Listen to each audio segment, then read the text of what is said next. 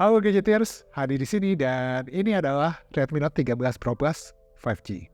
Ya, nama sepanjang ini juga mencerminkan harganya yang paling mahal di antara semua Redmi Note yang pernah masuk resmi ke Indonesia sampai saat ini. Redmi Note nggak pernah semahal ini.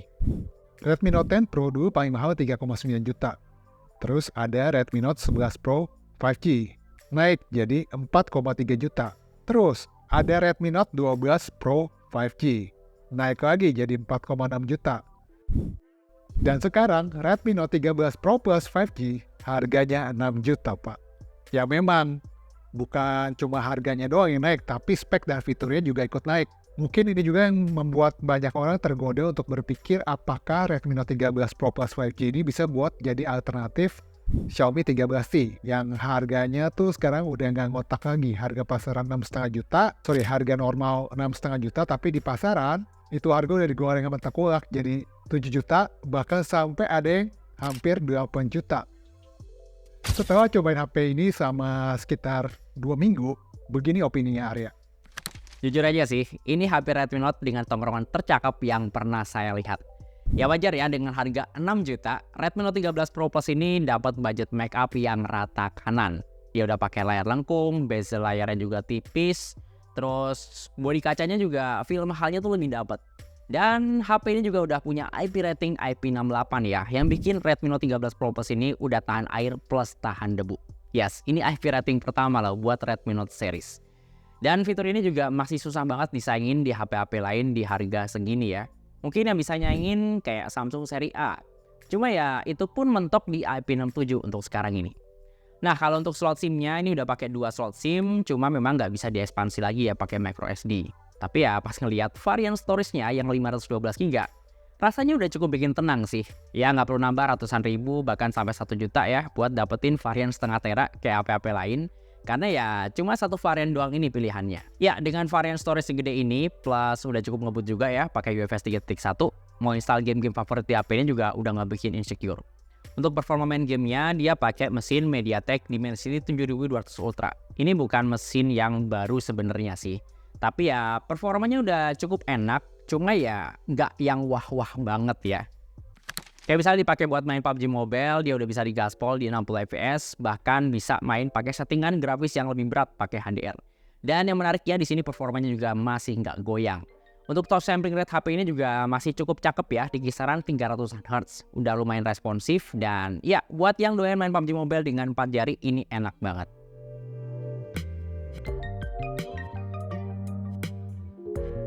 Terus kalau dipakai buat push rank Mobile Legends, ini HP juga udah bisa jalan di 100-an fps ya. Cuma memang nggak bisa rata terus di 120 fps-nya. Ya dipakai buat main game di sini memang frame drop-nya masih berasa banget sih. Apalagi kalau udah masuk ke momen-momen late game gitu ya. Dan saran saya sih kalau pengen dapetin performa yang lebih stabil, mending turunin aja settingannya ke super alias stay aja di 90 fps. Ini lebih nikmat sih.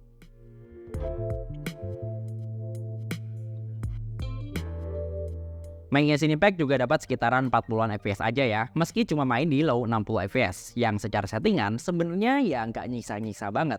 Masih berasa kurang lepas mainnya meskipun udah dinyalain mode performa dan di boost settingan game boosternya.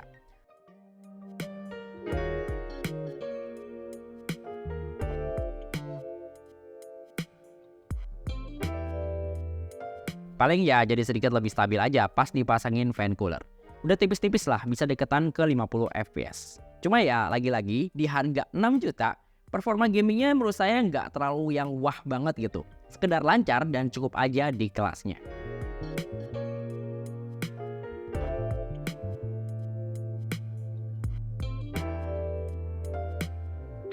Yang kerasa lebih wah sebenarnya di bagian layarnya ya. Ya selain udah dikasih proteksi Gorilla Glass Victus kayak HP-HP flagship, layar lengkung di HP ini juga ngasih pengalaman nonton yang lebih full screen. Warnanya tuh cukup gonjreng ya, layar AMOLED-nya tuh mantep banget, terus tajamnya juga cukup dapet ya, udah pakai resolusi 1,5K dan dipakai di bawah terik matahari juga ini masih aman banget visualnya. Konon mentok-mentok peak brightness-nya udah bisa digaspol ya sampai 1800 nits kalau kita lagi muterin video HDR. Apalagi buat yang doyan maraton series drakor di Netflix nih. Di HP ini tuh udah dapat pengalaman audio dan visual yang lebih mantep ya. Karena udah pakai settingan rata kanan di Dolby Vision. Kalau ngomongin soal audio, kodek di HP ini juga udah cukup lengkap ya. Udah bisa ngerasain kodek LDAC yang mantep ya, apalagi pas kita konekin ke perangkat Bluetooth-nya Sony. Kalau mau dengerin suaranya langsung dari speaker stereo, di HP ini juga masih mantap banget ya. Suaranya cukup balance di kiri kanan atau atas bawah, dan vokalnya tuh cukup dapat ya, masih berasa bass yang tipis-tipis. Dan yang saya suka, ini tuh nggak sember gitu pas kita pakein volume yang maksimal. Tapi semantap apa sih speakernya? Coba didengerin.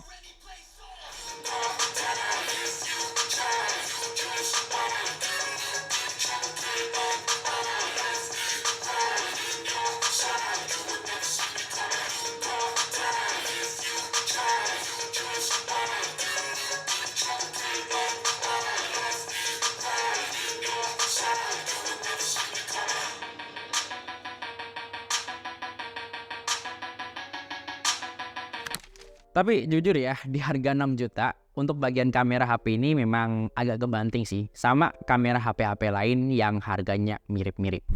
Di sini tuh formasi kameranya standar banget ya. Selain kamera utama, memang ada lensa ultrawide, tapi lagi-lagi resolusi dan performanya biasa aja. Udah gitu di sini masih ada lensa makro bin kabut yang mungkin nggak akan kalian pakai.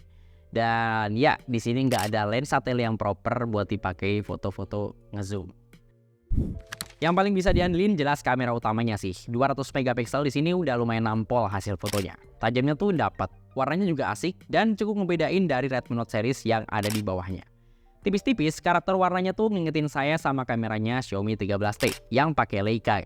Performa HDR-nya juga cukup mantap buat ngadepin cahaya yang terlalu ekstrim. Cuma untuk beberapa objek, kadang warnanya tuh bisa over saturated banget. Mau diedit-edit lagi malah jadi lebay warnanya. Kalau udah kayak gini sih, better matiin aja opsi AI di kameranya ya. Ini ngasih warna yang lebih natural dan deketan sama objek aslinya. Catatan aja nih buat kamera utamanya. Performanya tuh masih kurang satset ya pas ngabadiin objek yang lagi gerak. Kadang masih suka ngeblur dan gak auto nge-freeze hasilnya. Ya meski gak punya lensa tele beneran, karena kamera utamanya ini punya sensor yang lumayan gede, seenggaknya di sini masih bisa pakai lensa tele jadi-jadian ya, lewat fitur in-sensor zoom 4 kalinya. Hasil akhirnya lumayan oke sih, detailnya itu masih rapi ya, dan gak berasa kena efek cat air kayak hasil zoom digital pada umumnya. Ya selama dipakai di kondisi cahaya yang terang atau yang outdoor kayak gini, fitur in-sensor zoom ini lumayan ngebantu ya, terutama buat Anda yang pengen dapetin hasil zoom yang cukup oke, meskipun gak punya lensa tele yang proper.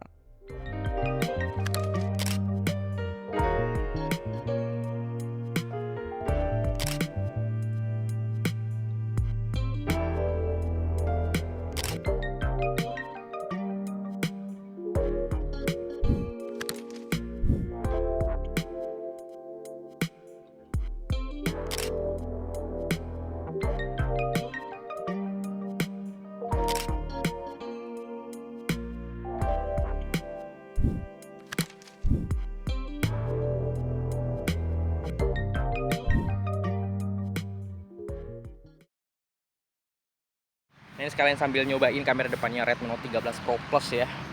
So far sih enak sebenarnya, angle-nya luas. Cuma yang saya agak kurang itu resolusinya, karena dia nggak bisa pakai resolusi 4K, cuma mentok di Full HD aja. Padahal secara chipset atau mesin ya harusnya dia mumpuni sih. Bagian background masih kelihatan cukup jelas ya.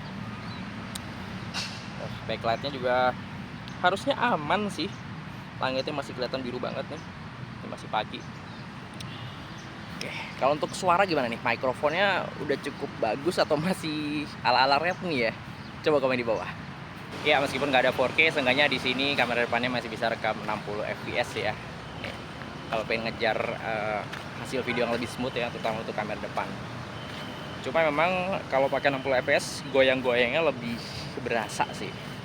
Jadi stabilisasi untuk kamera depan di bagian 60 fps ini belum terlalu optimal. Goyangnya masih kelihatan banget nih. Enakan kalau pakai 60 fps di kamera depan ini mending posisi pas lagi diem sih atau steady ya, jadi jangan dibawa sambil jalan.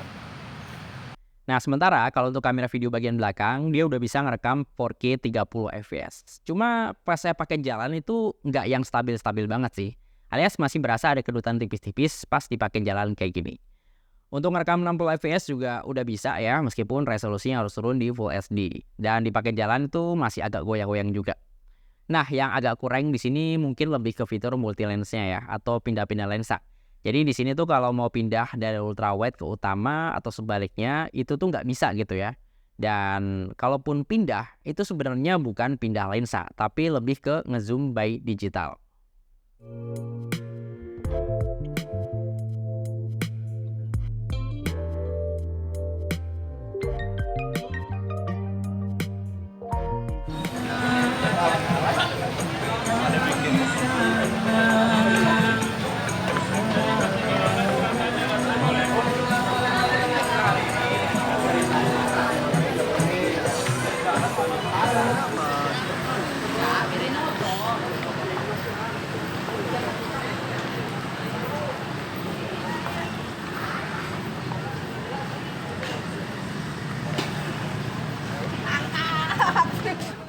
Terus kalau daya tahan baterainya gimana nih?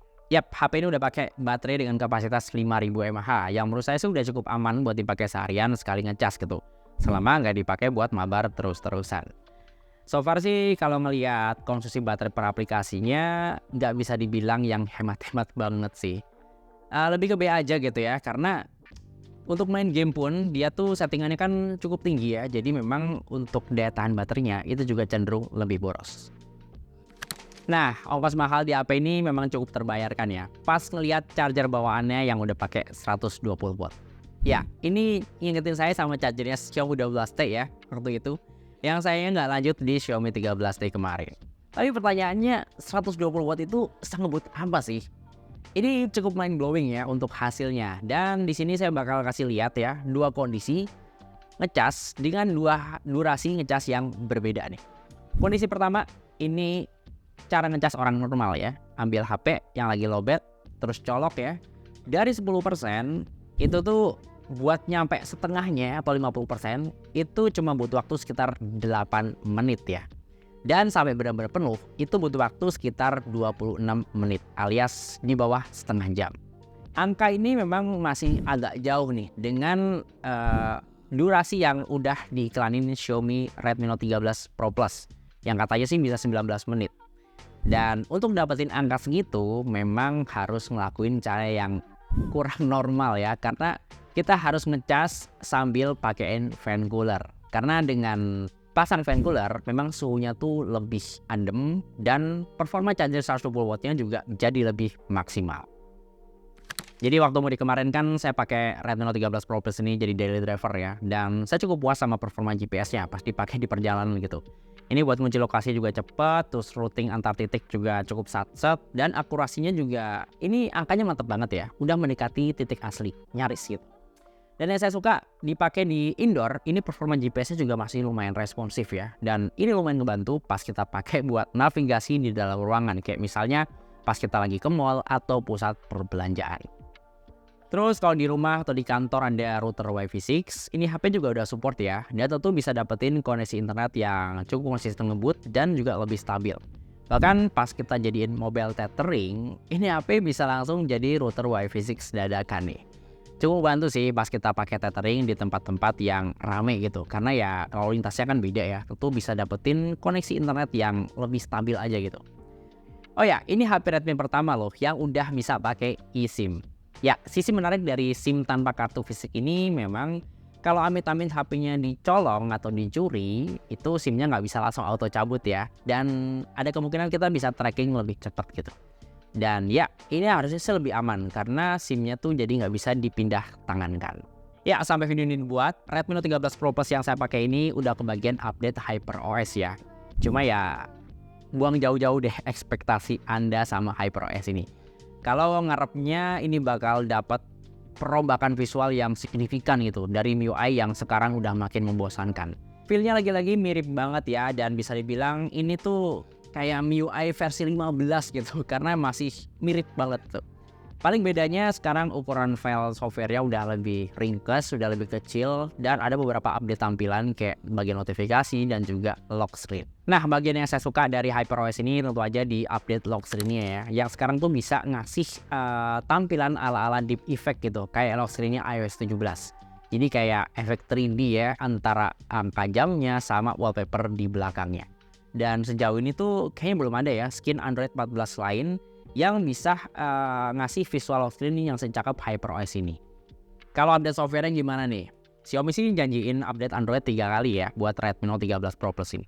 Cuma karena startingnya tuh dari Android 13 bukan Android 14 kayak HP-HP lain, update Android 3 kali di sini tuh jadi nggak berasa panjang-panjang banget sih. Oke, jadi kesimpulannya, apakah HP ini HP yang rekomen? Ya, HP ini sebetulnya HP yang standar aja sih. Ada bagian yang plus, ada bagian yang minus, dan ada bagian yang biasa aja. HP yang sesuai dengan harganya. Saya banyak baca komentar-komentar orang di internet tentang HP ini, dan ya saya ngerti sih kenapa banyak yang kecewa sama HP ini. Kalau menurut saya sih HP ini bukan HP yang jelek, cuma ya emang nggak wow aja gitu, nggak kayak Xiaomi 13T dan Poco X6 Pro yang auto beli. Kalau nggak buru-buru beli nanti goib. Cuma kalau HP ini ya kita perlu mikir-mikir dulu kan baru beli. Sedikit saran dari saya, kalau ada orang Xiaomi Indonesia yang nonton video ini, kalau boleh mungkin tolong dimasukin varian yang lebih kecil kayak 8/256 atau 12/256 di harga 5 juta atau 5,5 juta gitu supaya lebih menarik. Ya, ini cuma sekedar saran saya aja sih. Oke, jadi begitu aja pendapat saya dan Arya tadi tentang Redmi Note 13 Pro Plus ini. Terima kasih udah menonton video ini sampai selesai. Saya Hadi Gunawan, di belakang kamera ada Tama. Kami undur diri, kita jumpa lagi di video berikutnya. Cheers!